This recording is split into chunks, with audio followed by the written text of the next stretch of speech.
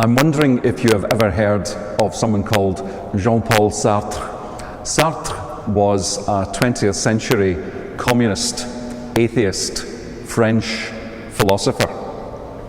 And he said one time, he said a lot of things in smoke-filled Parisian cafes, but one of the things he said was that hell, he had a definition for hell, and he said hell is other people. Wow. Hell is other people. He obviously didn't like people very much, but it's a very interesting insight, because I think we can see that from time to time in people. They become misanthropic. They grow not to like people. And we see that in today's gospel. The rich man is someone who, with his wealth, he is not only able to look after himself, he keeps distance from other people. And he's not interested in Lazarus or anybody else. And if he's got any faith at all, he knows that he is a son of Abraham, and that surely has got to count for something in the afterlife. But as we see, it doesn't actually count for much, because he's not done anything to merit more than simply being in Hades, with being tormented in flames, as we hear in the gospel.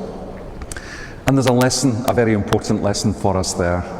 As our Lord spoke those words in the first century, there were various competing schools in the Greco-Roman world, trying to help people to understand ideas, the philosophers of the time.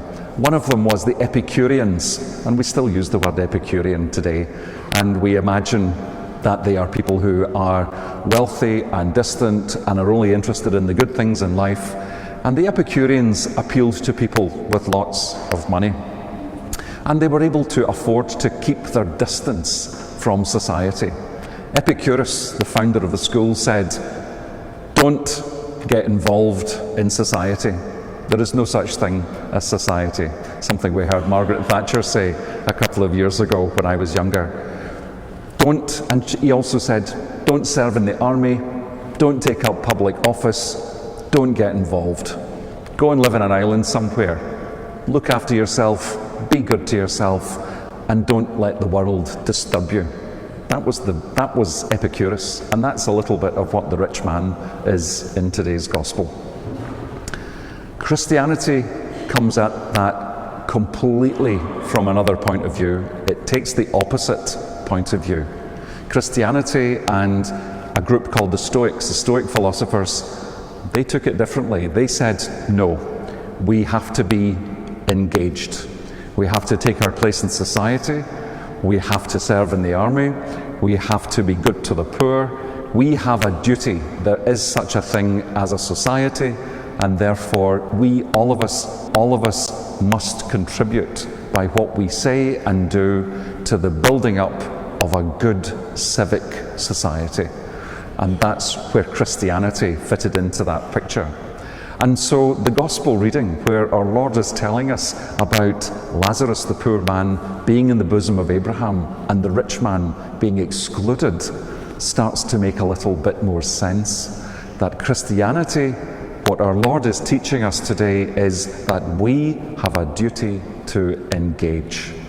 And that doesn't always mean words. It means action. It means doing something. We notice that the rich man and Lazarus are both children of Abraham. They are both Jews, they are both believers. But believing isn't enough. It's the actions that count. It's doing something that counts. And for me, that's the lesson that I take away from what we hear in today's gospel. That we can have all the wealth in the world, but it's not going to do us any good. We can have all the faith in the world, and it's not going to do us any good. We have to add to that action, because we belong to each other. Hell is not other people. Heaven is other people. Looking out for each other, that gets us to paradise. It's exactly the opposite of what Jean-Paul Sartre had to say about it. Hell is not other people. Other people are our passage into paradise, and we have to take that lesson to heart today. Thanks for listening. God bless you all.